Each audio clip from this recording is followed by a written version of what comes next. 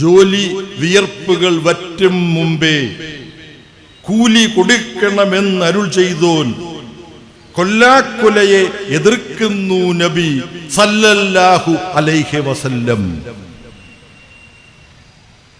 ഇത് കേട്ടില്ലേ? കാരണവന്മാരെ കേട്ടിട്ടുണ്ടാവും. ജോലി വിയർപ്പുകൾ വറ്റും മുമ്പേ കൂലി കൊടുക്കണമെന്നരുൾ ചെയ്തോൻ കൊല്ലാക്കൊലയെ എതിർക്കുന്നു നബി സല്ലല്ലാഹു അലൈഹി വസല്ലം. കേന്ദ്ര ഗവൺമെന്റ് കേരളത്തോട് ഒരു ജന്മിയെ പോലെയാണ് ഇപ്പോൾ പെരുമാറുന്നത്. കേന്ദ്രം ജന്മി, കേരളം എന്ന സംസ്ഥാനം കേന്ദ്രമാകുന്ന നരേന്ദ്രമോദി ഭരണമാകുന്ന ജന്മിയുടെ മുമ്പിൽ അവകാശം ചോദിക്കാൻ ശേഷിയില്ല. ഞങ്ങളെ ഒന്ന് സഹായിക്കണേ എന്ന് യാചിക്കുന്ന മട്ടിൽ നിൽക്കേണ്ട ഒരു കുടിയാനായി കേരളത്തെ നരേന്ദ്രമോദി കണക്കാക്കിയാൽ കേരളത്തിലെ ജനങ്ങൾ ഞങ്ങൾ ജന്മിത്വം നേരത്തെ അവസാനിപ്പിച്ചതാണ്. ഈ നാട്ടിൽ ഇവിടെ ജന്മിത്വമൊന്നുമില്ല. നിങ്ങൾ ജന്മിയെപ്പോലെ നരേന്ദ്രമോദി പെരുമാറാൻ തയ്യാറായിക്കൂടാ. ശ്രദ്ധിച്ചു പഠിക്കുന്നതും ഒരു സന്ധിയില്ലാ സമരമാണ്. പഠിച്ചാലേ നമുക്ക് പോരാടാൻ പറ്റൂ. എന്നിട്ട് ചെങ്കൊടി പ്രസ്ഥാനത്തെ അധിക്ഷേപിക്കാൻ മാധ്യമങ്ങളും കുറച്ചാളുകൾ ഇറങ്ങുമ്പോൾ അക്രമ പ്രസ്ഥാനം ചില മാധ്യമങ്ങൾക്ക് ഒരു മനോരോഗം പോലെയാണ്. അപ്പൊ ഈ മനോരോഗം പോലെയാണെന്ന് പറയുമ്പം ആ മനോരോഗം ബാധിച്ച മാധ്യമങ്ങളിൽ ഒരു പ്രധാന മാധ്യമത്തിന്റെ പേരും ഈ മനോരോഗം എന്ന് പറയുമ്പം അതിനകത്തുണ്ട്. പോരാട്ടത്തിന്റെ പതാക ഉയർത്തിപ്പിടിക്കുന്ന തൊഴിലാളി വർഗ വിപ്ലവ പ്രസ്ഥാനവുമായി ബന്ധപ്പെട്ട് എന്തെല്ലാം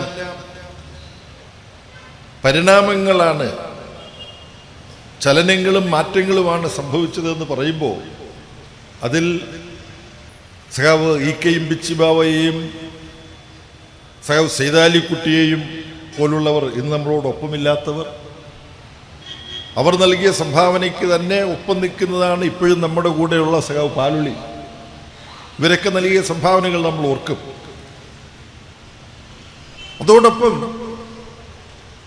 സഖാവ് കുഞ്ഞാലിയെക്കുറിച്ച് ഓർക്കാൻ നമുക്ക് ഈ പ്രദേശത്തെ ചെങ്കൊടി പ്രസ്ഥാനത്തിൻ്റെ ജനകീയ പ്രസ്ഥാനത്തിൻ്റെ മുന്നേറ്റത്തെക്കുറിച്ച് ആലോചിക്കാൻ പറ്റുമോ? പറ്റില്ല. അനീതിക്കെതിരെ, അടിച്ചമർത്തലുകൾക്കെതിരെ,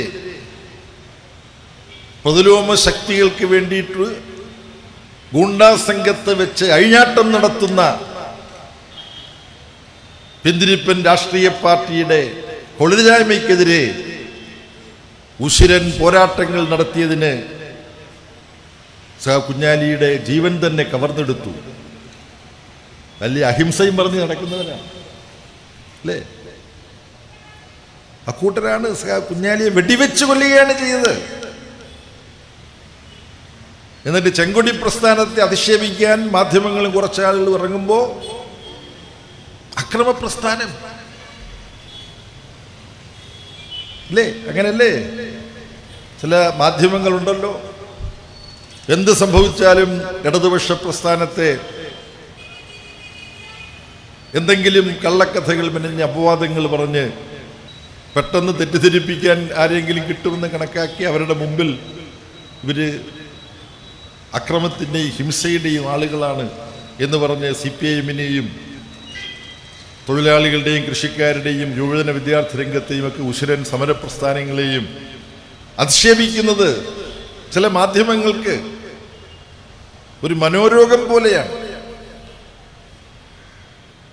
അപ്പൊ ഈ മനോരോഗം പോലെയാണെന്ന് പറയുമ്പം ആ മനോരോഗം ബാധിച്ച മാധ്യമങ്ങളിൽ ഒരു പ്രധാന മാധ്യമത്തിന്റെ പേരും ഈ മനോരോഗം എന്ന് പറയുമ്പം അതിനകത്തുണ്ട്. ആ കള്ളപ്രചാരവേല നടത്തുന്നവരോട് ചോദിക്കുകയാണ്, സന്ധിയില്ലാ സമരം നടത്തിക്കൊണ്ട് ഈ നാട്ടിലെ സാധാരണക്കാരന്റെ അവകാശങ്ങൾ സംരക്ഷിക്കാൻ വേണ്ടി പൊരുതുന്ന ഈ പ്രസ്ഥാനത്തിന്റെ സമുന്നതരായ നേതാക്കന്മാർ വധിക്കപ്പെട്ടു. ഈ ചെങ്കൊടി പ്രസ്ഥാനത്തിന്റെ സമുന്നതരായ നേതാക്കന്മാർ വധിക്കപ്പെട്ടു എന്ന് പറയുമ്പോൾ കേരളത്തിൽ MLA ആയിരിക്കുന്ന ഒരു രാഷ്ട്രീയ നേതാവിനെ വേറെ ആരെയെങ്കിലും വധിച്ച ചരിത്രമുണ്ടോ? കുഞ്ഞാലി MLA ആയിരിക്കുമ്പോഴാണ്, കേരളത്തിലെ ഇടതുപക്ഷ ജനാധിപത്യ മുന്നണി പ്രസ്ഥാനത്തിന്റെ കൺവീനറായിരിക്കുമ്പോഴാണ് വഴീക്കോടൻ രാഘവനെ കൊലപ്പെടുത്തുന്നത്. ആ ഭാഗത്തേക്ക് അത് ഞാൻ കൂടുതൽ വിശദീകരിക്കുകയല്ല. ജനങ്ങൾക്ക് വേണ്ടി അവരുടെ അവകാശങ്ങൾ സംരക്ഷിക്കാൻ വേണ്ടി പൊരുതുന്ന, അവകാശ സമരങ്ങൾ നയിക്കുന്ന ഈ പ്രസ്ഥാനത്തെ അധിക്ഷേപിക്കാൻ മടി കാണിക്കാത്ത എതിരാളികൾ, കുത്തക മാധ്യമങ്ങൾ, അവർ ജനങ്ങളുടെ അവകാശങ്ങൾ നേടാൻ വേണ്ടി സന്ധിയില്ലാത്ത സമരം നാം നടത്തുന്നതിനെ കുറിച്ച് മിണ്ടില്ല. ആ സമരനിലയങ്ങളിൽ നമ്മുടെ സഖാക്കൾ രക്തസാക്ഷിത്വം വരിക്കേണ്ടി വരുന്നതിനെ കുറിച്ച് മിണ്ടില്ല. പക്ഷെ ഇതൊന്നും കൊണ്ടും ജനങ്ങളുടെ അവകാശങ്ങൾ സംരക്ഷിക്കാൻ വേണ്ടി സന്ധിയില്ലാ സമരം നടത്തുന്ന ഈ പ്രസ്ഥാനം അതിൻ്റെ പ്രതിബദ്ധതയിൽ നിന്ന് പുറകോട്ട് പോവില്ല. സന്ധിയില്ലാ സമരത്തെക്കുറിച്ച് ഐതിഹ്യത്തിലെ സമരങ്ങളെക്കുറിച്ച് വേണമെങ്കിൽ നമുക്ക് പോകാം. ഏകലവ്യനെ പോലുള്ളവർ നടത്തിയ സമരം, പ്രൊമറ്റ്യൂസിനെ പോലുള്ളവർ നടത്തിയ സമരം, അത് സമയമെടുക്കും. ഞാൻ സൂചിപ്പിച്ചു എന്നേ ഉള്ളൂ. പഠിക്കാനുള്ള അവകാശത്തിന് വേണ്ടിയാണ് ഏകലവ്യൻ പോരാടിയത്.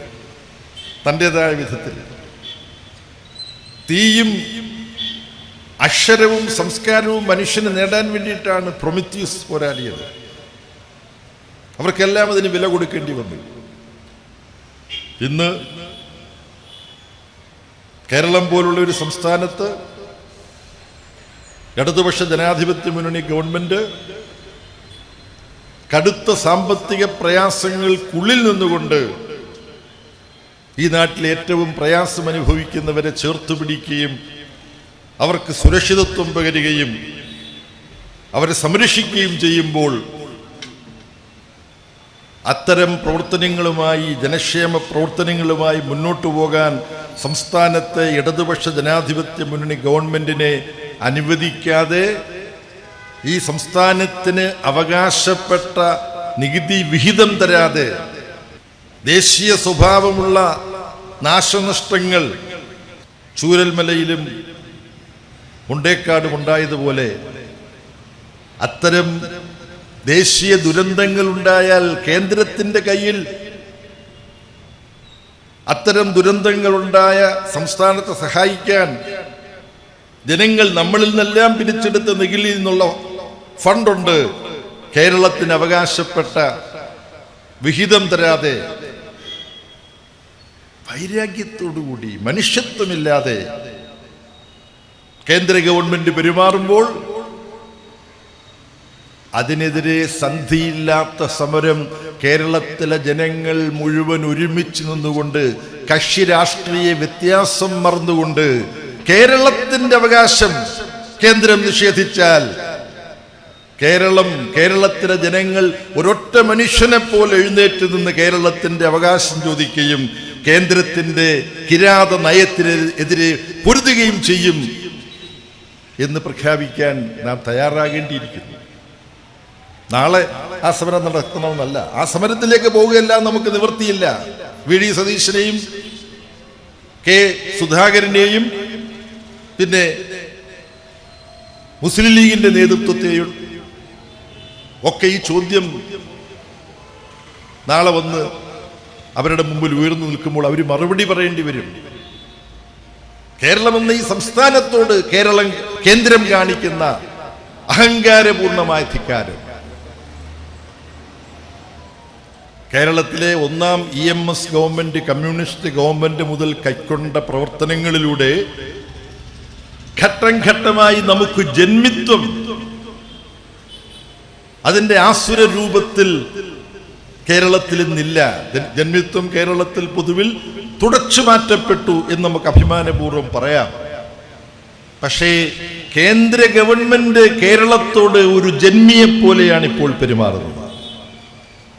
കേന്ദ്രം ജന്മി, കേരളം എന്ന സംസ്ഥാനം കേന്ദ്രമാകുന്ന നരേന്ദ്രമോദി ഭരണമാകുന്ന ജന്മിയുടെ മുമ്പിൽ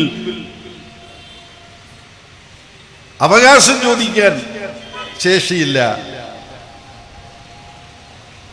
ഞങ്ങളെ ഒന്ന് സഹായിക്കണേ എന്ന് യാചിക്കുന്ന മട്ടിൽ നിൽക്കേണ്ട ഒരു കുടിയാനായി കേരളത്തെ നരേന്ദ്രമോദി കണക്കാക്കിയാൽ കേരളത്തിലെ ജനങ്ങൾ ഞങ്ങൾ ജന്മിത്വം നേരത്തെ അവസാനിപ്പിച്ചതാണ്. ഈ നാട്ടിൽ ഇവിടെ ജന്മിത്വമൊന്നുമില്ല. നിങ്ങൾ ജന്മിയെപ്പോലെ നരേന്ദ്രമോദി പെരുമാറാൻ തയ്യാറായിക്കൂടാ. കേന്ദ്ര സംസ്ഥാന ബന്ധം ജന്മി കുടിയാൻ ബന്ധം പോലെയാണ്. ഈ RSS നയിക്കുന്ന BJPക്ക് ഫ്യൂഡൽ കാലഘട്ടത്തിലെ ബോധമാണല്ലോ ഉള്ളത്. കാലം മാറിയൊന്നും അവർ മനസ്സിലാക്കിയിട്ടില്ല. അപ്പം അതുകൊണ്ട് നമ്മൾ ഈ നാട്ടിലെ വിവിധ വിഭാഗം ജനങ്ങൾക്ക് വേണ്ടി നടത്തിയിട്ടുള്ള സന്ധിയില്ലാ സമരങ്ങളുടെ സുദീർഘമായൊരു ചരിത്രമുണ്ട്. ആ ചരിത്രത്തിൻ്റെ വിശദാംശങ്ങളിലേക്ക് പോകുന്നില്ല. സമീപ ഭൂതകാലത്ത് നടന്ന സമരങ്ങളുണ്ട്. അതിലൊക്കെ നേരിട്ട് നേതൃത്വം കൊടുത്ത സഖാവ് ബിജു കൃഷ്ണനെ പോലെയും ശശീന്ദ്രനെ പോലെയും എല്ലാമുള്ള സഖാക്കൾ, യുവജന നേതാവുണ്ട് ഷാജിർ. അവർ പലതും പറയും.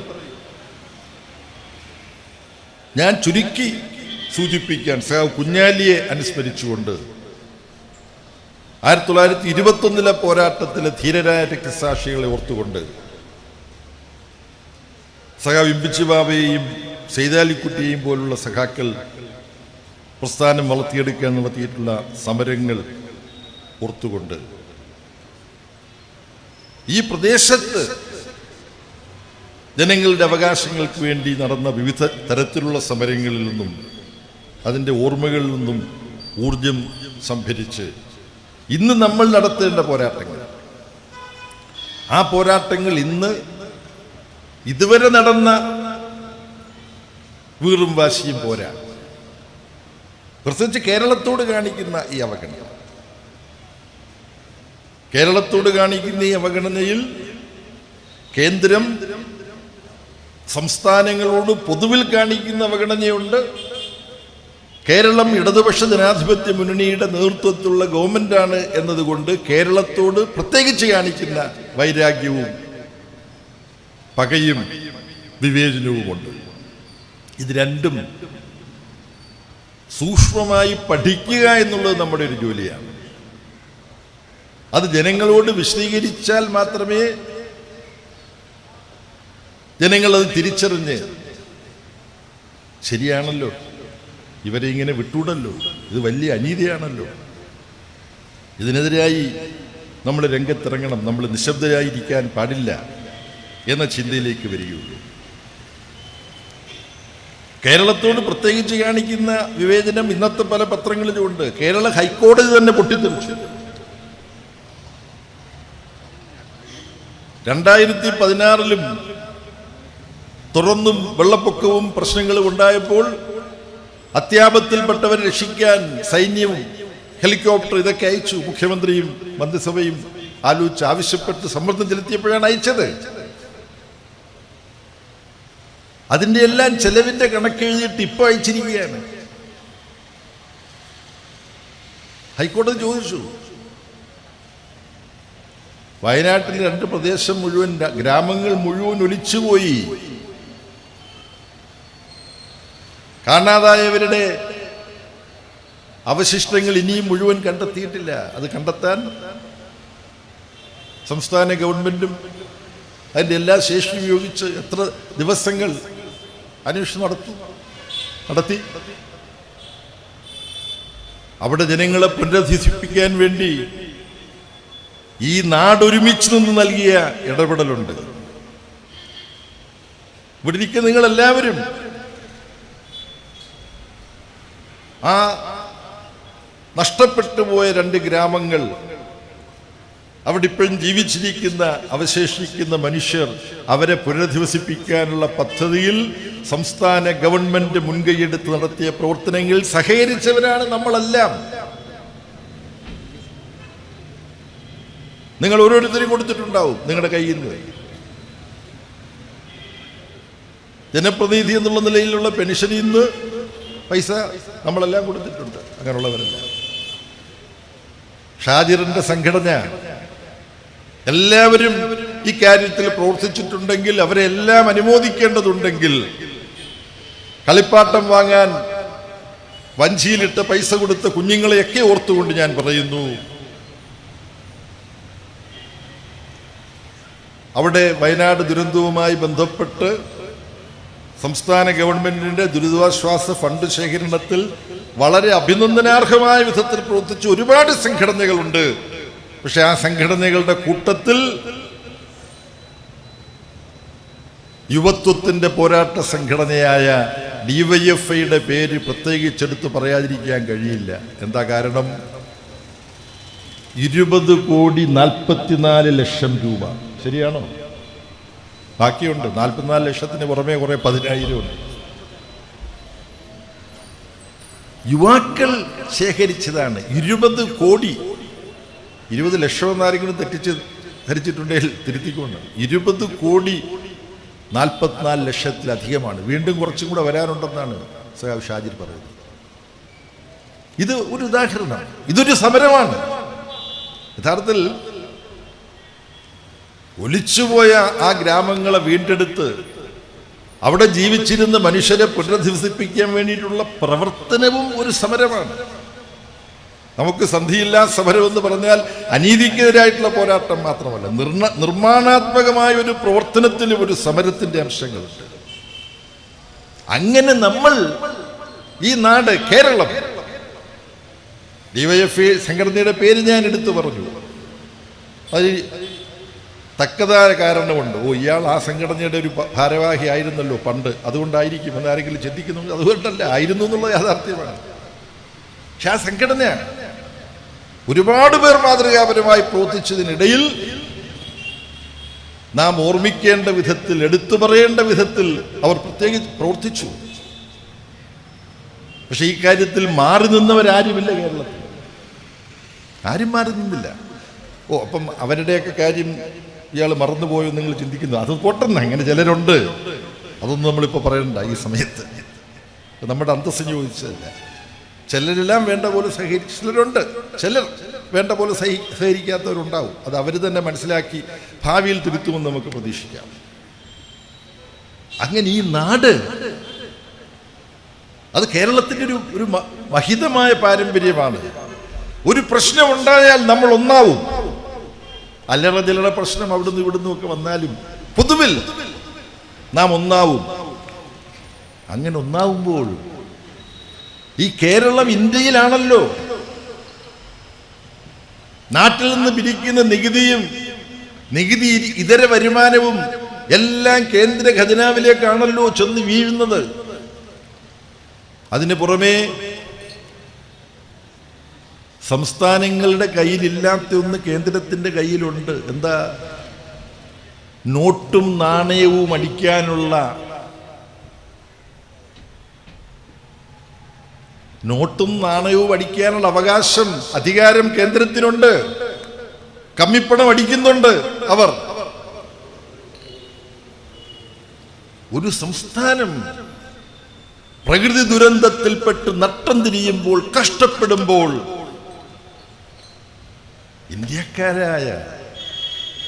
ഇന്ത്യക്കാരെന്ന പേരിൽ അഭിമാനിക്കുന്ന, ഇന്ത്യക്ക് ഒരുപക്ഷെ ഏറ്റവും കൂടുതൽ വിദേശ നാണ്യം ലോകത്തിന് നാനാഭാഗങ്ങളിൽ പോയി അധ്വാനിച്ച് നേടിയെടുക്കുന്ന, റബ്ബറും മത്സ്യവും കുരുമുളകും ഏലവുമെല്ലാം കയറ്റുമതി ചെയ്യുന്നതിലൂടെ കിട്ടുന്ന വിദേശ നാണ്യം ഇന്ത്യയുടെ ഖജനാവിലേക്കാണ് വരുന്നത്. ആ കേരളം പ്രകൃതി ദുരന്തത്തിൽപ്പെട്ട് കഷ്ടപ്പെടുമ്പോൾ, അങ്ങനെ പ്രകൃതി ദുരന്തമുണ്ടായി കഷ്ടപ്പെടുന്ന സംസ്ഥാനങ്ങൾക്ക് പണം കൊടുക്കാനുള്ള ഫണ്ട് കേന്ദ്രത്തിന്റെ കയ്യിലുള്ളപ്പോൾ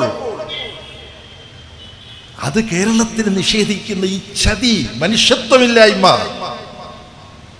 അതിനെതിരെ ഈ നാടുണർന്ന് ഒരു സന്ധിയില്ലാ സമരം നടത്തേണ്ടതുണ്ട്. ചരിത്രത്തിൽ നടന്ന സന്ധിയില്ലാ സമരങ്ങളെ കുറിച്ച് ഓർക്കുമ്പോൾ അത് പലതും പറയാറുണ്ട്. ചിലത് ഞാൻ ഇനി പറയുന്നുണ്ട് ചുരുക്കത്തിൽ, അധികവും മറ്റുള്ളവർക്ക് വേണ്ടി മാറ്റിവെക്കുകയാണ്.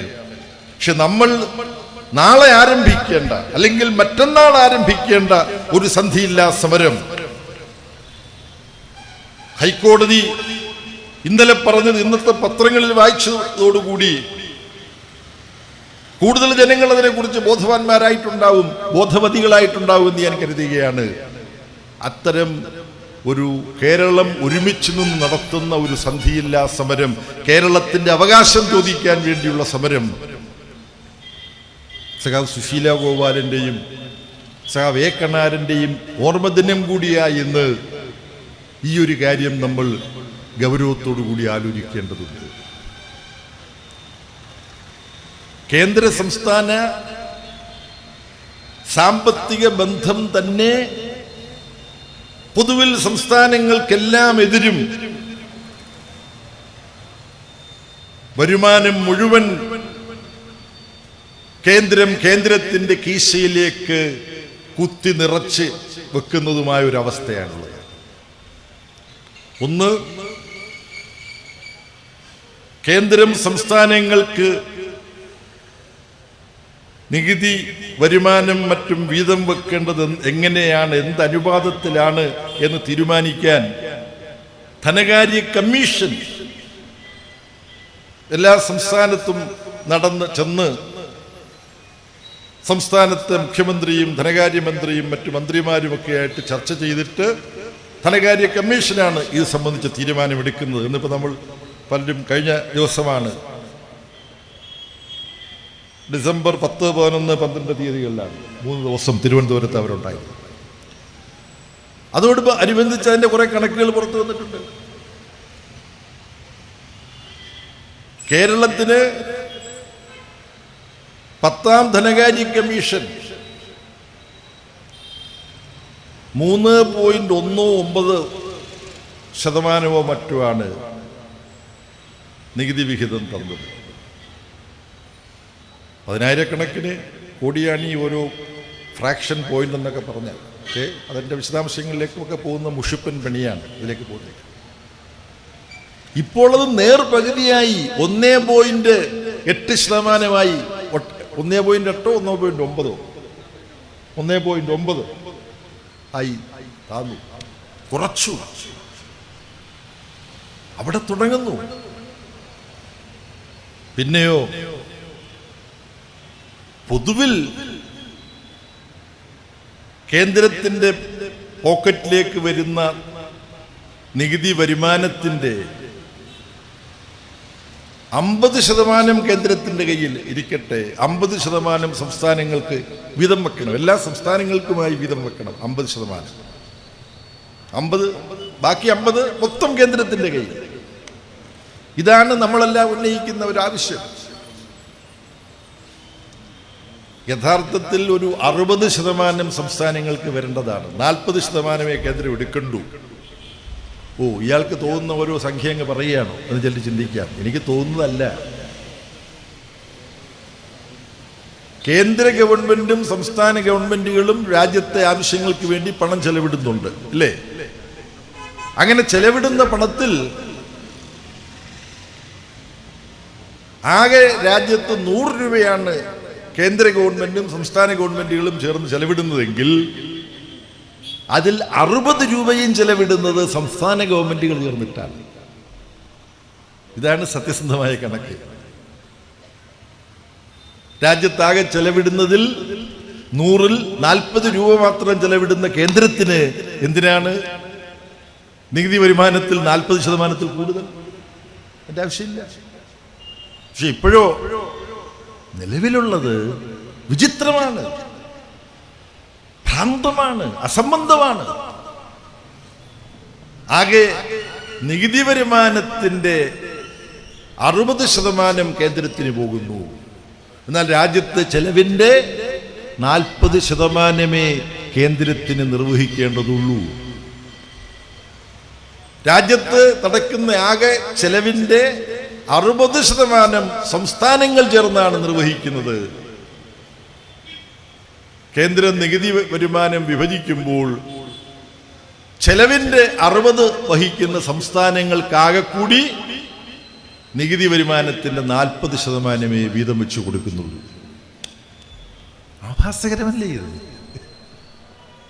ഇതാണ് അവസ്ഥ. ഇതിന് പുറമേയാണ് കേരളത്തിൻ്റെ അവകാശങ്ങൾക്ക് നേരെയുള്ള കയ്യേറ്റം. ദുരന്തമുണ്ടായപ്പോഴും കേന്ദ്രം തരാൻ ബാധ്യതപ്പെട്ട ദുരന്ത സഹായം കേരളത്തിന് തരാതിരിക്കുന്നത്. സന്ധിയില്ലാ സമരമല്ലാതെ മറ്റെന്തെങ്കിലും ചെയ്യാൻ പറ്റുമോ? ഇനി കേന്ദ്രത്തിന്റെ വേറൊരു വഞ്ചന പറയാം. കേന്ദ്രത്തിന്റെ നികുതി വരുമാനം ഇങ്ങനെ വിഭജിക്കപ്പെടേണ്ടതാണ് സംസ്ഥാനങ്ങളും കേന്ദ്രവും തമ്മിൽ എന്നതുകൊണ്ട് കേന്ദ്രം അതിൻ്റെ കുറെ വരുമാന സാധ്യതകൾ നികുതി എന്ന നിർവചനത്തിൽ പെടുത്താതെ വേറെ ഒരു കണക്കിൽപ്പെടുത്തുകയാണ്. കള്ളത്തരം, കേന്ദ്രത്തിന്റെ കള്ളത്തരമാണ്. എന്തിൽ പെടുത്തുന്നു? സർചാർജ്, സെസ് എന്നൊക്കെ പറഞ്ഞിട്ട് കേന്ദ്രം പണം പിരിക്കുന്നു. സർചാർജും സെസ്സും പിരിക്കുന്നത് രാജ്യം ഒരു പ്രത്യേക പ്രതിസന്ധിയെയോ പ്രശ്നത്തെയോ നേരിടുമ്പോൾ ആ പ്രത്യേക പ്രതിസന്ധിയെയോ പ്രശ്നത്തെയോ മറികടക്കാൻ വേണ്ടി കേന്ദ്രം താൽക്കാലികമായി ജനങ്ങളിൽ നിന്നും സെസ്സോ സർചാർജോ ഈടാക്കാം. അങ്ങനെ വ്യവസ്ഥയുണ്ട്. ഇപ്പൊ ഉദാഹരണത്തിന് അങ്ങനെ സംഭവിക്കാതിരിക്കട്ടെ, ഒരു മഹാമാരി വന്നു, നേരത്തെ കോവിഡ് വന്നു, അപ്പോ ഒരു സെസ്. അപ്പൊ കോവിഡ് സാഹചര്യം കൈകാര്യം ചെയ്യാൻ കേന്ദ്ര ഗവൺമെന്റിന്റെ കയ്യിൽ ഒരു കൈപ്പിടി പണം വേണം. അതിനാണ്. അപ്പൊ അത് സംസ്ഥാനങ്ങളുമായിട്ട് വിഭജിക്കേണ്ടതില്ല, വീതം വെക്കേണ്ടതില്ല. ഒരു വിദേശ രാജ്യവുമായിട്ട് യുദ്ധമുണ്ടായി, അപ്പോഴും ആ സാഹചര്യം നേരിടാൻ കേന്ദ്രത്തിന് അധിക വരുമാനം വേണം. സർചാർജ് എന്ന് പറഞ്ഞ് ഈടാക്കാം. അത് എവിടെ നിന്ന് ഈടാക്കണം? പെട്രോളിന്മേലാകാം, മറ്റെന്തെങ്കിലും റെയിൽവേ യാത്ര ചെയ്യുന്നവരിൽ നിന്നാകാം, ടിക്കറ്റിനകത്ത് വർധന വരുത്തുന്നു, പോട്ടെ, എങ്ങനെയെങ്കിലും ആകാം.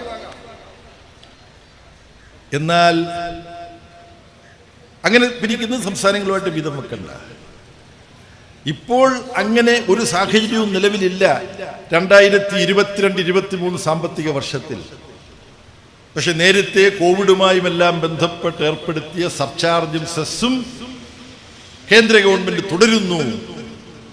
അതുകൊണ്ട് തന്നെ അങ്ങനെയുള്ള വരുമാനം സംസ്ഥാനങ്ങളുമായി പങ്കുവെക്കുന്ന കണക്കിൽ വരുന്നില്ല. ഇനി അങ്ങനെ കേന്ദ്രത്തിന്റെ കൈവശം വരുന്ന പണത്തിന്റെ കണക്കിപ്പോൾ വന്നു. നിങ്ങൾ ശ്രദ്ധിച്ചിട്ടുണ്ടാവും ചിലർ. ഇതിനെക്കുറിച്ച് ദേശാമാനിയിലൊക്കെ പലതും വരും.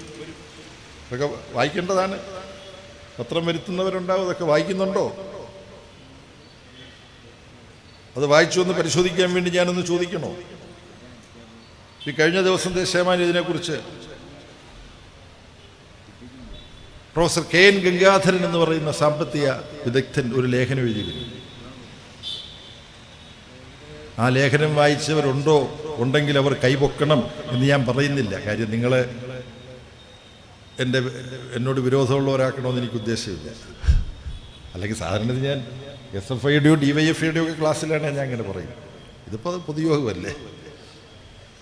പോട്ടെ, വിഷയത്തിലേക്ക് വരാം. ഇതൊക്കെ നമ്മൾ ശ്രദ്ധിച്ച് പഠിക്കണം. ഈ ശ്രദ്ധിച്ച് പഠിക്കുന്നതും ഒരു സന്ധിയില്ലാ സമരമാണ്. പഠിച്ചാലേ നമുക്ക് പോരാടാൻ പറ്റൂ.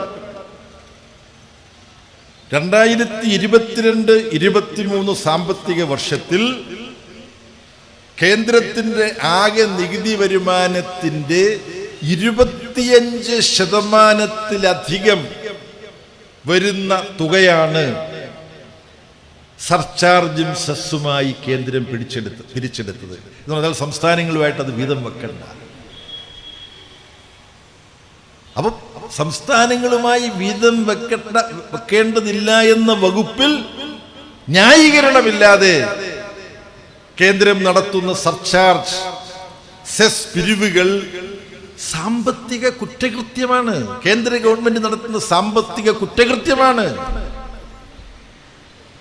അതുകൊണ്ട് അതിനെതിരായും സന്ധിയില്ലാ സമരം ചെയ്യാൻ നമ്മൾ നിർബന്ധിതരാണ്.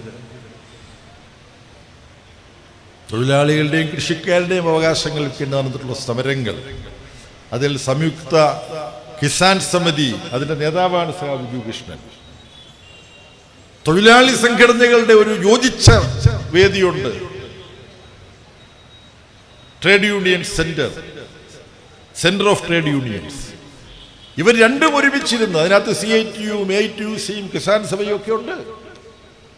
അവരൊരുമിച്ചിരുന്ന് തൊഴിലാളികളുടെയും കൃഷിക്കാരുടെയും നാട്ടുകാരുടെയും ആവശ്യങ്ങൾ, തൊഴിലില്ലാത്ത ചെറുപ്പക്കാരുടെ ആവശ്യങ്ങൾ, വിലക്കയറ്റം സൃഷ്ടിക്കുന്ന പ്രശ്നം പരിഹരിക്കണമെന്ന ആവശ്യം, ഇതെല്ലാം ഉന്നയിച്ചുകൊണ്ട് നടത്തിയിട്ടുള്ള മഹാപടവ് പോലുള്ള സമരങ്ങൾ ജില്ലകളിലടക്കം നടന്ന സമരമുണ്ട്. ഇവിടെയും നടന്നിട്ടുണ്ടാവും, മലപ്പുറത്ത് നടന്നിട്ടുണ്ടാവും.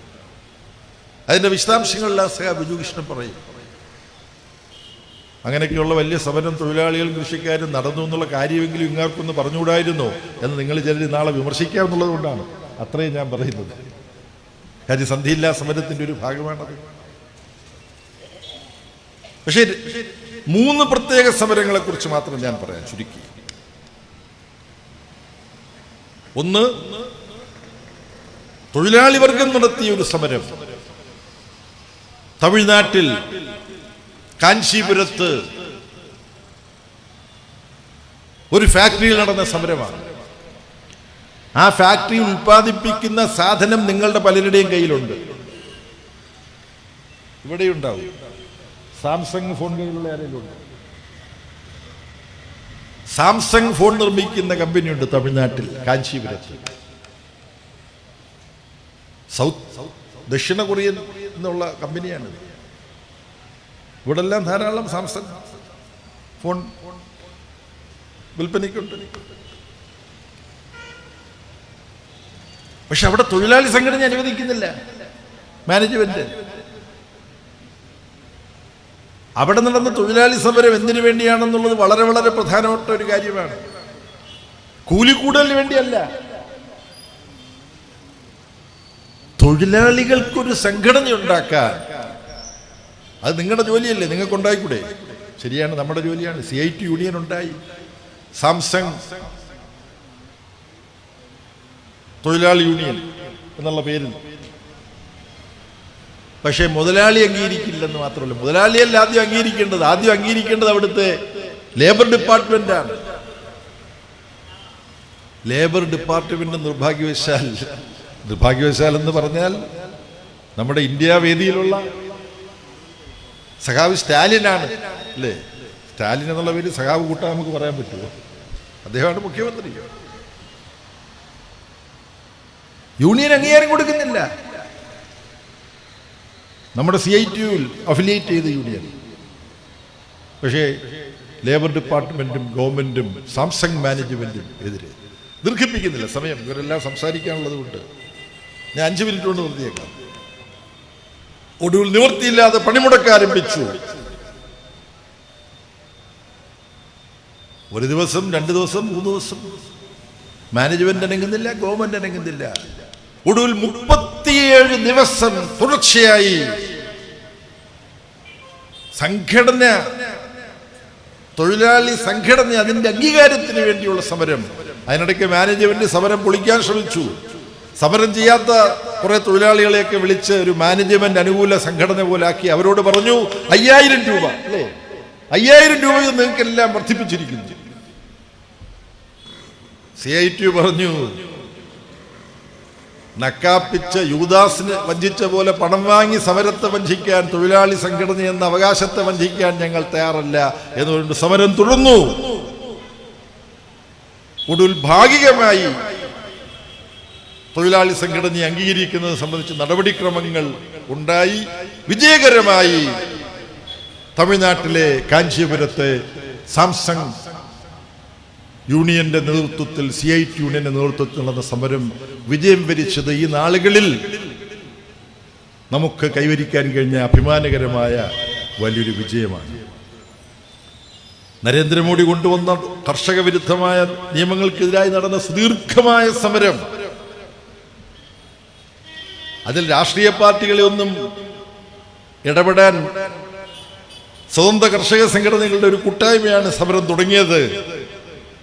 പക്ഷെ നമ്മുടെ AKജിയും ഹരേകൃഷ്ണ കോനാരും സഖാവ് ഹർകിഷൻ സുർജിത്തുമെല്ലാം നയിച്ച കിസാൻ സഭയും കർഷക തൊഴിലാളി യൂണിയനും, ഇപ്പൊ അതിന്റെ നേതാക്കന്മാർ സഖാവ് ബിജു കൃഷ്ണനും അശോക് ധവളയും ഹനൻ മുള്ളയും നമ്മുടെ കൃഷ്ണപ്രസാദും കെ രാഗേഷും രാഗേഷ് എന്ന് രാജ്യസഭാ മെമ്പറായിരുന്നപ്പോൾ അവിടെ സമരരംഗത്തുണ്ടായിരുന്നു, കിസാൻ സഭയുടെ നേതാവാണ്.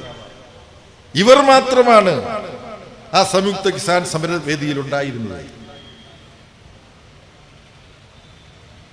55 ഇഞ്ച് നെഞ്ചുവീതിയുള്ള നരേന്ദ്രമോദിക്ക് ഈ കർഷക സമരത്തിന് മുമ്പിൽ മുട്ടുമടക്കേണ്ടി വന്നു. പാർലമെന്റ് സെഷൻ വിളിച്ചുകൂട്ടി ആ 3 ബില്ലുകളും പാർലമെന്റിനെ കൊണ്ട് തന്നെ പിൻവലിപ്പിക്കാൻ, കടിച്ച പാമ്പിനെ കൊണ്ട് വിഷമുറപ്പിക്കുന്നത് പോലെ ആ കർഷകദ്രോഹ നിയമങ്ങളെ പിൻവലിപ്പിക്കുവാൻ സംയുക്ത കിസാൻ മോർച്ചയുടെ ഈ സമരത്തിന് CITയും യുവജന വിദ്യാർത്ഥി സംഘടനകളും പിന്തുണ കൊടുത്ത സമരത്തിന് സാധിച്ചു. പക്ഷേ ആ ബില്ലുകൾ പിൻവലിച്ചെങ്കിലും കർഷകരുടെ മറ്റാവശ്യങ്ങൾ അനുവദിക്കാത്തതിനെതിരായി ഇപ്പോൾ സമരം വീണ്ടും തുടരേണ്ടി വന്നിരിക്കുകയാണ്. അതിൻ്റെ വിശദാംശങ്ങൾ സഖാവ് ബിജുകൃഷ്ണൻ പറയും. മറ്റൊന്ന്, ബംഗാളിൽ നടന്ന ഒരു പോസ്റ്റ് ഗ്രാജുവേറ്റ് ഡോക്ടർ KG ഖർ ആശുപത്രിയിൽ അതിനീചമായ വിധത്തിൽ മാനഭംഗപ്പെടുത്തപ്പെടുകയും കൊല ചെയ്യപ്പെടുകയും ചെയ്യുന്നതിനെതിരെ ബംഗാൾ ഉണർന്നെഴുന്നേറ്റ് നടത്തിയ സമരം, അതിൽ ചെങ്കൊടി പ്രസ്ഥാനത്തിൻ്റെ മഹിളാ വിഭാഗവും യുവജന വിദ്യാർത്ഥി വിഭാഗങ്ങളും നേതാക്കന്മാരും നമ്മുടെ സംഘടനയുടെ കൊടിയോ ബാനറോ ഉപയോഗിച്ചുകൊണ്ടല്ലാതെ ആ സമരത്തെ മുന്നോട്ട് കൊണ്ടുപോകുന്നതിൽ വളരെ പ്രധാനപ്പെട്ട പങ്ക് വഹിച്ചു എന്ന് മാത്രം ചുരുക്കത്തിൽ ഞാൻ പറയുകയാണ്. ജാതീയമായ അടിച്ചമർത്തലിനെതിരായി വാച്യാർത്ഥി സമരം തമിഴ്നാട്ടിലത്, അത് ഞാൻ പറഞ്ഞ് വിടുകയാണ്. സമയം കിട്ടിയാൽ സഹ ബിജുകൃഷ്ണൻ അതിൻ്റെ വിശദാംശങ്ങൾ ചുരുക്കി പറയും. ഞാൻ മുൻകൂട്ടി തന്നെ പറഞ്ഞിട്ടുണ്ട്. നമ്മുടെ കേരളത്തിലെ CPM MP സഖാവ് രാധാകൃഷ്ണനും നിങ്ങളോട് സംസാരിക്കുന്ന ഞാനും ഒക്കെ പോയി കർണാടകയിൽ ഒരു സമരം നടത്തി. ഇവിടുത്തെ പത്രങ്ങൾ, ദേശാമാനിയിലൊരു വാർത്ത വന്നു, മറ്റൊരു പത്രം ഒരു മുഖപ്രസംഗം എഴുതി, പക്ഷെ വലിയ പ്രാധാന്യമൊന്നും കൊടുത്തില്ല. മറ്റേ മനോരോഗ പത്രം അതിനെക്കുറിച്ചൊന്നും കൊടുത്തില്ല. സാധാരണ ഇത് കൊടുക്കേണ്ടതാണ്. എന്തുകൊണ്ടാണ് നമ്മൾ ദളിതർക്ക് നേരെ കയ്യേറ്റം നടക്കുന്നതിൽ പ്രതിഷേധിച്ച് നമ്മൾ വലിയ സമരം നടത്തിയവരെല്ലാം കൊടുക്കണോ?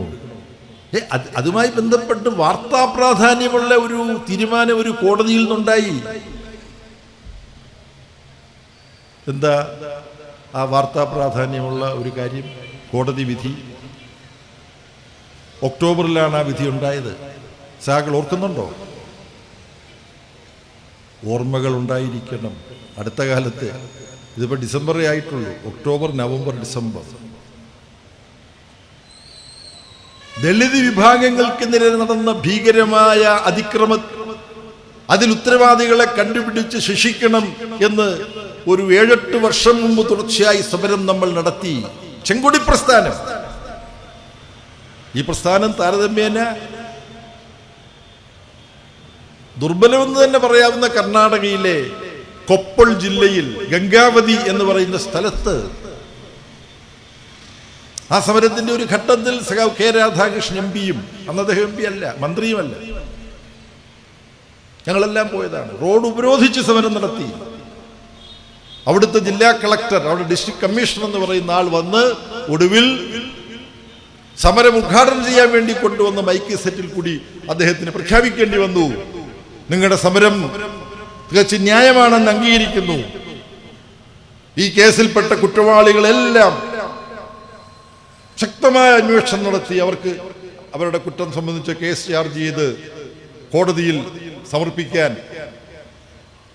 ഞാൻ ഇവിടുന്ന് സ്ഥലം മാറിപ്പോയാൽ തുറന്നു വരുന്ന കളക്ടറും എല്ലാം ശ്രദ്ധിച്ചോളാം എന്ന് ജനങ്ങൾക്ക് ഉറപ്പ് നൽകിയാണ് അവിടെ റോഡ് ഉപരോധം അവസാനിച്ചത്. അങ്ങനെ നടന്ന ആ പോരാട്ടത്തിന്റെ ഫലമായി കുറെ ഉത്തരവാദിത്വ ബോധത്തോടുകൂടി പ്രോസിക്യൂഷനും നീതിന്യായ സംവിധാനവും മുന്നോട്ട് പോയി. Koppal sessions and district and sessions judge ആ കേസിലെ മനുവാദികളും ജാതി ഹിന്ദുക്കളും സവർണ പ്രമാണിമാരും അക്രമികളുമായ 98 പേരെ ജീവപര്യന്തം തടവിന് ശിക്ഷിച്ചു. അതാണ് അവിടെ സംഭവിച്ചത്. അതാണ് നമ്മുടെ ഈ മനോരോഗ പത്രമൊക്കെ മറച്ചു പിടിച്ചത്. ദേശാഭിമാനി മാത്രം വന്നതുകൊണ്ട് എത്ര പേരറിയാനാണ് അല്ലെ? പത്രം എന്നുള്ളതിനകത്ത് ദേശാഭിമാനി മാത്രമേ വന്നുള്ളൂ. കേരളകൗമുദിയിലും വന്നു എന്നാണ് ഞാൻ ഓർക്കുന്നത്. ചെങ്കൊടി പ്രസ്ഥാനത്തിന്റെ പോരാട്ടം ഇതാണ്. സന്ധിയില്ലാത്ത സമരം. അനീതി ഉള്ളിടങ്ങളിലെല്ലാം വേട്ടയാടപ്പെടുന്നവർക്കെതിരെ, അടിച്ചമർത്തപ്പെടുന്നവർക്കെതിരെ പോരാട്ടവുമായി നമ്മൾ മുന്നോട്ട് പോകും. എല്ലാ വിഭാഗം ജനങ്ങളെയും അവകാശ പോരാട്ടത്തിന്റെ സംഘടനയിൽ അണിനിരത്തുക എന്ന ഈ ചെങ്കൊടി പ്രസ്ഥാനത്തിന്റെ കാഴ്ചപ്പാട്, അതാണ് ഈ നാടിന്റെ ഭാവിക്കുള്ള ഒരേ ഒരു ഉറപ്പ്. ഈ ചെങ്കൊടി പ്രസ്ഥാനത്തെക്കുറിച്ചുള്ള കള്ളപ്രചാര വേലകൾക്ക് അന്ത്യം കുറിക്കാൻ നാം നമ്മുടെ പ്രവർത്തനം കൂടുതൽ കാര്യക്ഷമമാക്കണം. അവിടെ നമ്മളെല്ലാം സ്വയം വിമർശനം നടത്തണം. നമ്മളെല്ലാം കാര്യക്ഷമമായി പ്രവർത്തിക്കുന്നുണ്ടോ? ഞാൻ പ്രവർത്തിക്കുന്നുണ്ടോ എന്ന് ചോദിക്കുമ്പോൾ എനിക്ക് കുറ്റബോധമുണ്ട്. വേണ്ടത്ര പോരാ എന്നാണ് ഞാൻ എൻ്റെ പ്രവർത്തനത്തെക്കുറിച്ച് ചിന്തിക്കുന്നത്. ജാതീയതയും വർഗീയതയും മതയാഥാസ്ഥിതികതയും എല്ലാം കട്ടപിടിച്ച് കിടക്കുന്ന പ്രദേശങ്ങളുണ്ട് നമ്മുടെ നാട്ടിൽ. പക്ഷെ അവിടെ എല്ലാം തൊഴിലാളികളുടെ അവകാശത്തിന് വേണ്ടി അവരെ അണിനിരത്തണം. ഇന്നേക്ക് ഈ 1921 സമരമെല്ലാം കഴിഞ്ഞ് 1930കളുടെ അവസാനം കമ്മ്യൂണിസ്റ്റ് പാർട്ടിയുടെ പ്രവർത്തനം ഇങ്ങനെ വ്യാപിക്കുകയാണ്. കർഷക പ്രസ്ഥാനം ഈ ജില്ലയുടെ ചില ഭാഗങ്ങളിൽ കർഷക പ്രസ്ഥാനം ശക്തിപ്പെടുത്താനുള്ള പ്രവർത്തനം നടക്കുമ്പോൾ പൊന്നാനിയിലെ ബീഡി തൊഴിലാളികളെ സംഘടിപ്പിച്ചു. കർഷക സംഘത്തിന്റെ സമ്മേളനം പൊന്നാനി താലൂക്ക് സമ്മേളനത്തിന് EMS-ഉം കെ ദാമോദരനും എല്ലാം കൂടെ ഒരു വീട്ടിൽ കൂടിയിരിക്കുമ്പോൾ കർഷക സംഘം സമ്മേളനം വിജയിപ്പിക്കാൻ വേണ്ടി ഒരു നാടകം കൂടെ ഉണ്ടായാൽ എന്ത് എന്ന് കെ ദാമോദരൻ ചോദിച്ചു. അപ്പൊ EMS പറഞ്ഞത് വളരെ നല്ലതാണ്, നിങ്ങൾ തന്നെ അങ്ങ് എഴുതിയേക്കൂ എന്ന് കെ ദാമോദരനോട് പറഞ്ഞു. അങ്ങനെ എഴുതിയതാണ് പാട്ടബാക്കി. ഇജൊരു നല്ല മനുഷ്യനാകാൻ നോക്ക് എന്ന നാടകം എഴുതി EK അയമു. ആ നാടകത്തിൽ അഭിനയിച്ചുകൊണ്ടാണ് ഒരു പെൺകുട്ടികൾ പുറത്തിറങ്ങിക്കൂടാ എന്ന യാഥാസ്ഥിക നിരോധനം നിലനിന്ന കാലഘട്ടത്തിൽ ഒരു പെൺകുട്ടി ഇജൊരു നല്ല മനുഷ്യനാകാൻ നോക്ക് എന്ന നാടകത്തിലെ ഒരു സ്ത്രീ കഥാപാത്രത്തെ അവതരിപ്പിക്കാൻ വന്നു. അന്ന് ആണുങ്ങൾ പെൺവേഷം കിട്ടി അഭിനയിക്കുന്ന കാലമാണ്. അതാണ് നിലമ്പൂർ ഐഷ. ഇപ്പൊ ഏത് അവാർഡാണ് നിലമ്പൂർ ഐഷയ്ക്ക് കിട്ടി? ഇന്ന് പത്രത്തിൽ വായിച്ചല്ലോ, ഏതോ ഒരു അവാർഡ് കിട്ടിയ വിവരം. കലാമണ്ഡലം രാമൻകുട്ടി നായരാശാൻ അവാർഡ്. ചെറിയ അവാർഡല്ല കേട്ടോ, അഭിനയത്തിന്റെ വലിയ പത്മവിഭൂഷൺ കിട്ടിയ ആളാണ് കലാമണ്ഡലം രാമൻകുട്ടി നായരാശാൻ. അദ്ദേഹത്തിന്റെ പേരിലുള്ള അവാർഡ് കിട്ടിയ സഖാവ് നിലമ്പൂർ ഐഷ. ഇവരെല്ലാം ഇങ്ങനെ സാംസ്കാരിക രംഗത്ത് ഇളക്കിമറിച്ചുകൊണ്ട്, രാഷ്ട്രീയ രംഗത്ത് ഇളക്കിമറിച്ചുകൊണ്ട് മുന്നോട്ട് പോകുമ്പോൾ തൊഴിലാളി സംഘടന വന്ന് ആ തൊഴിലാളി സംഘടന ചെങ്കൊടി പ്രസ്ഥാനത്തിന്റെ ഭാഗമാകുമ്പോൾ ഇതെന്തൊരു അനീതിയാണ്, ഇതിന്റെ കൂടെ നിങ്ങളൊന്നും പോകാൻ പാടില്ല എന്ന് ആരായിരിക്കും? ന്യൂനപക്ഷ വിഭാഗത്തിൽപ്പെട്ടവരെയൊക്കെ ഉപദേശിച്ചിട്ടുണ്ടാകുക. അങ്ങനെയുള്ള ഉപദേശികളൊക്കെ അന്ന് വന്നപ്പോഴാണ് ഒരു മുദ്രാവാക്യം വന്നത്. ജോലി വിയർപ്പുകൾ വറ്റും മുമ്പേ കൂലി കൊടുക്കണമെന്ന് അരുൾ ചെയ്തോൻ കൊല്ലാക്കൊലയെ എതിർക്കുന്നു നബി സല്ലല്ലാഹു അലൈഹി വസല്ലം. ഇത് കേട്ടില്ലേ? കാരണവന്മാരെ കേട്ടിട്ടുണ്ടാവും. ജോലി വിയർപ്പുകൾ വറ്റും മുമ്പേ കൂലി കൊടുക്കണമെന്നരുൾ ചെയ്തോൻ കൊല്ലാക്കൊലയെ എതിർക്കുന്നു നബി സല്ലല്ലാഹു അലൈഹി വസല്ലം. ആ മുദ്രാവാക്യമാണ് വള്ളുവനാട്, ഏറനാട് താലൂക്കിലെ തൊഴിലാളികളെ, കൃഷിക്കാരെ, സാധാരണ മനുഷ്യരെ സന്ധിയില്ലാ സമരത്തിന്റെ നിലങ്ങളിലേക്ക് ആകർഷിച്ചു കൊണ്ടുവന്നത്. ആ ചെങ്കൊടി ഉയർത്തിപ്പിടിച്ചുകൊണ്ടുള്ള പോരാട്ടം ഈ നാടിന്റെ മോചനത്തിന് വേണ്ടി, മനുഷ്യകുലത്തിന്റെ മോചനത്തിന് വേണ്ടി നമുക്കിനിയും ഏറ്റെടുത്ത് ഉറച്ച ചുവടുവയ്പ്പുകളുമായി മുന്നോട്ട് പോകാൻ കഴിയണം എന്ന് മാത്രം പറഞ്ഞുകൊണ്ട് മലപ്പുറം CPIM ജില്ലാ സമ്മേളനത്തിന്റെ ഭാഗമായി സമാരംഭിച്ചിരിക്കുന്ന ഈ സെമിനാർ പരമ്പരകൾ നമ്മളെല്ലാവരും കൂടെ ചേർന്ന് ഉദ്ഘാടനം ചെയ്തതായി പറഞ്ഞ് ഞാൻ എൻ്റെ വാക്കുകൾ ഉപസംഹരിക്കുന്നു. അഭിവാദനങ്ങൾ.